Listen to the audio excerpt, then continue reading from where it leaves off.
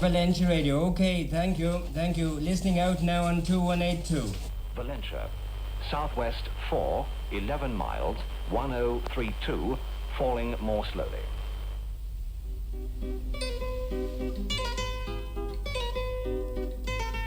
Valentia Island, County Kerry. A piece of land 7 miles in length, 3 miles at the waist. It is the nearest European harbour to America. Internationally, it is known as a communications centre. Its wireless station covers shipping across half the Atlantic. It was the European end of the first great transatlantic cable system. Weather forecasters depend on Valentia Observatory for their reports, though the station is now situated just across the water at Carsavine. Valentia was the most westerly military and naval outpost for the British Empire. At one time it was thought of as the first transatlantic packet terminal for ocean liners. It was also considered as an international flying boat base. Blue slate from the island's now defunct slate quarries was used in great buildings, including the British House of Commons. Today, the island is probably better known through being the home of Kerry's famous footballer, Mick O'Connell, and also through its hectic campaigns for a bridge to the mainland.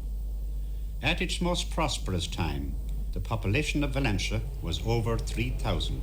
Today, it is less than 700. At the time of the Great Famine in 1847, the island was known as the Granary of Kerry. Its land, sloping to the sun from its high hills, produced the corn which Valentia men ferried across to feed their less fortunate Kerry neighbours. Being fishermen, the islanders managed to escape the worst of the famine, but not the plague that followed.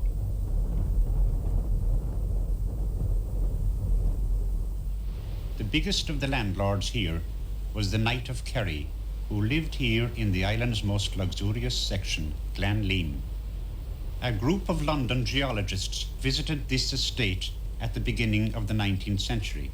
Sailing in the Knight of Kerry's yacht, they questioned why the waters of the harbour were still very blue, even in fading sunlight. The answer was the blue slate seabed.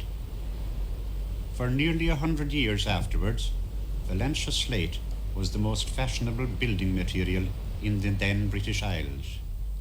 Today, the silent quarry is a grotto, watched over by statues of the Blessed Virgin and Saint Bernadette, placed there by the islanders. In its heyday, over 400 men were employed to bore into the mountains of Yukon, the core of which was blue slate. Machinery was imported by sea. A roadway to the quarries was specially built. Rumbling along it day by day was the puffing billy, the steam engine, bringing the huge slabs for fashioning at the slate yards 2 miles away in the harbour village of Knightstown. By sailing ship, the slate was exported mainly to London. There it was used on such buildings as the National Gallery, the British Museum, and the House of Commons, then being renovated. The shipping of slate brought an impetus to other exports, such as corn and potatoes, and Valentia's fishing industry flourished. The island shops also prospered. Valentia had its own hotel. It had bakeries, butcheries, tailors, stonemasons, dressmakers, shoemakers, and tanneries.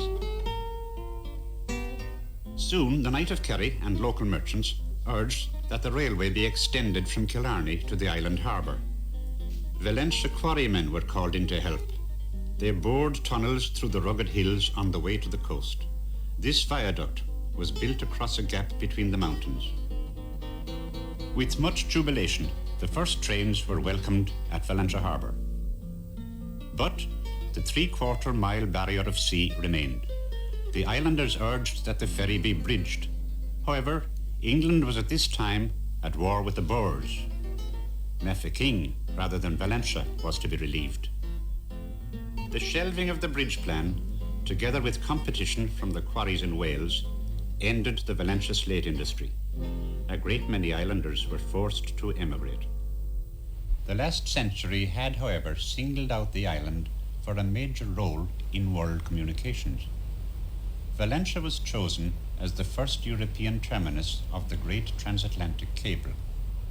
the idea of a length of wire crossing beneath the Atlantic was so ambitious as to be somewhat daunting. However, in 1857, work began.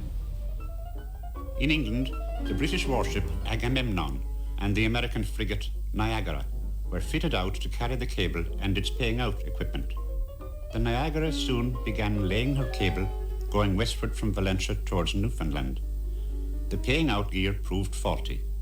The cable snapped and sank beyond recovery. In 1858, they tried again, having improved the gear. This time they hit on the idea of having two ships meet in mid-ocean to splice the cable. Then one to go east, the other west. 5 times they tried, 5 times they failed, and were forced to return to port. They were to try again in August of that year, and this time they were successful. Greetings were exchanged in Morse code between the old world and the new. But a month later, contact was lost again. It was to take 7 years before financial confidence was restored.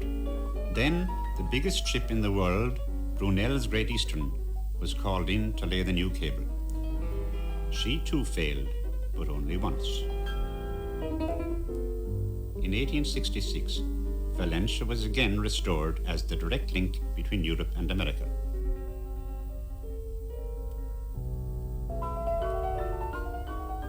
For the remaining years of British occupation, up to 250 men were employed by the cable company. The station had been switched from the western end to new quarters near Knightstown. The link with America was vital to Britain during the First World War, and the station was under heavy guard. Meanwhile, the Irish Republican movement was preparing for the 1916 Rising. The British were unaware that in their heavily guarded cable station were 2 brothers with another war on their minds.